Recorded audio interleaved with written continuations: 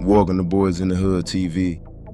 Today we're going to be talking about a man named Alonzo Mingo, who's originally from Chicago, and he executed 3 people in front of their children in Minneapolis in 2024. Now, this entire murder was caught on tape at the victim's home. Alonzo Mingo is a resident of Minneapolis, but Alonzo Mingo was originally from Chicago, and he has an extensive criminal background stemming all the way back from the time he lived in Chicago area. Now, another man that's also involved in this murder robbery is Demetrius Shumpert. Now, Mingo and Demetrius both met back in Chicago, where they both resided at. But you've known him all the way back to Chicago, right? Yeah. Okay. Now, Mingo, during his time in Chicago, he had a total of 5 felony convictions. One of the most serious charges that he had was in 2015 when he was arrested for attempted murder and also aggravated battery with the discharge of a firearm. Now, he would go to jail for the aggravated battery charge, and eventually he would be released out of prison on parole. But he would violate that charge in 2018 while in Minnesota. Mingo, along with a few other men, would be arrested at a BP gas station in which Mingo was accused of selling drugs. During the arrest, police would find a firearm which will come back stolen from Chicago, Illinois. Now, because Mingo's prior convictions, he is not allowed to own any form of firearms. This would lead to Mingo being sent back to prison, this time for 57 months. But eventually, in 2023, he would be out on a supervised release. And not long after being released, he would start working at UPS. But even with this new start on life, Mingo never let go of the street life.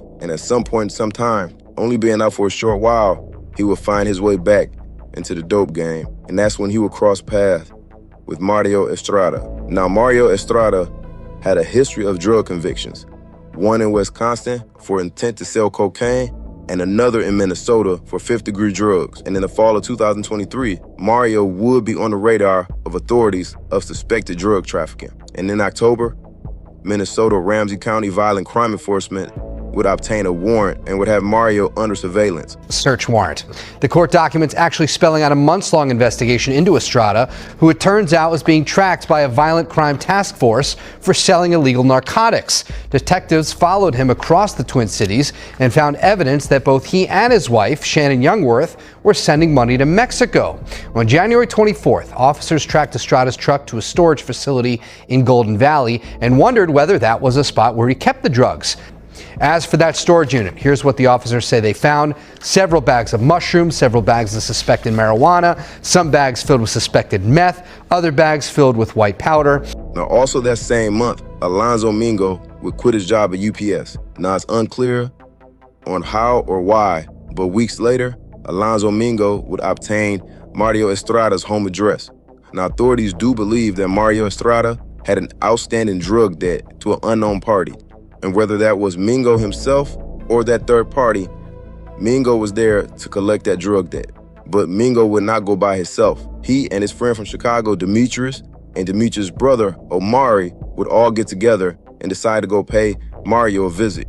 Now, on Friday, January 26, 2024, Mario Estrada, his wife, Shannon Youngworth, and Mario's stepson, Alexander Reyes, were all inside their home with the 2 kids when there was a knock at the door. Outside was Alonzo Mingo dressed up in his UPS outfit, holding an empty cardboard box. Now, when no one answered the door, Mingo would walk away. But that's when Reyes would head out the door and go outside to catch up to Mingo. On camera, you can see them having a brief conversation, and that's when Mingo and Demetrius would pull out a gun and force their way into the house. Moments later, you would see Mari come running up with a ski mask on his face also. Now, as the men were inside the house, they would have sought Reyes, and Mingo was leading the charge. One of the first questions he would ask was, where was Reyes' mother's bedroom at? She's right there. Now, inside the bedroom, you'll see his mother on her camera phone, and immediately she began to yell out to her husband that someone had a pistol on Reyes. Tienen una pistola a mi hijo, dos morenos. She'll eventually get out of the bed, and that's when Mingo barged into the bedroom with Reyes, demanding money from Youngworth. Now, I'm not sure if this door is connected to another room, but as you see in the video, Mingo forces both Reyes and his mother inside this area, demanding money. He will also call out Mario by his name. I know. Hey, Mario, Alberto, come on with the money, man. And this right here lets you know that this wasn't just some random house that they chose. This was a targeted attack. Now, while pleading for her life, somehow was able to call 911 and leave the line open. 911, let's see, I just see emergency. Hello? Afterwards, Mingo would then drag the mother, Jonesworth, into the living room, demanding the money. Now, in the kitchen area is Omari holding a gun to Mario Estrada. Now, it's hard to see what is going on off camera, but there seems to be some type of safe that the mother is pointing at, claiming that the money is inside of there. So eventually she opens it up, and you can hear Mingo being upset about how much money was inside there. Open. Where is that? This ain't all. So I gotta survive. All the money we have. This ain't nothing. All we have. But moments later, there's a gunshot coming from the kitchen. Mario Estrada is shot in the head by Amari Shumpert. Now, this is when the gunmen run into the kitchen to see what was going on. Now, while they do this, Shannon Jonesworth would run back to the bedroom and Mingo would follow directly behind her. And inside the bedroom, as she could be heard crying out and screaming, Mingo would point the gun to the back of her head and shoot her. Heading back into the kitchen area, you can see the gunman scrambling inside of the kitchen. And moments later, one of the men shoot Reyes in the head. And they begin to go through the cabinet still looking for this money. But eventually, all three men would flee the scene. Now, because the 911 line was still open, officers would arrive moments later to find a horror scene.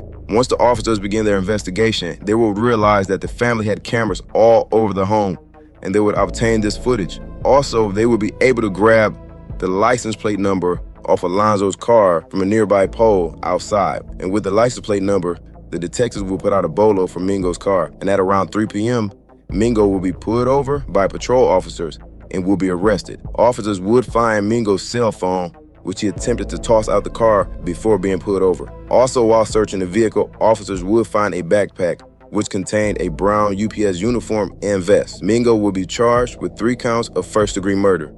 Weeks following Mingo's arrest, both brothers Amari and Demetrius would also be charged with multiple counts of first-degree murder. And by April of 2024, all 3 men will be indicted by a grand jury for these murders. It will be nearly a year before the trials will take place. And in fall of 2025, Alonzo Mingo will be the first up. And during Mingo's trial, it was revealed that forensics found DNA evidence from the cardboard box that Mingo was carrying that he accidentally left at the victim's home. And by the end of his trial, in September 2025, Alonzo Mingo will be found guilty of multiple counts of first-degree murder and sentenced to life without the possibility of parole. Next up will be Demetrius, and on November 19th, he will be found guilty of multiple counts of first-degree murder, and on December 12th of 2025, his brother Omari would also be found guilty on multiple counts of first-degree murder. Now, both brothers are still awaiting sentencing, and their sentencing is scheduled for early 2026. I'd like to thank everybody for tapping in, and I'll see y'all next time.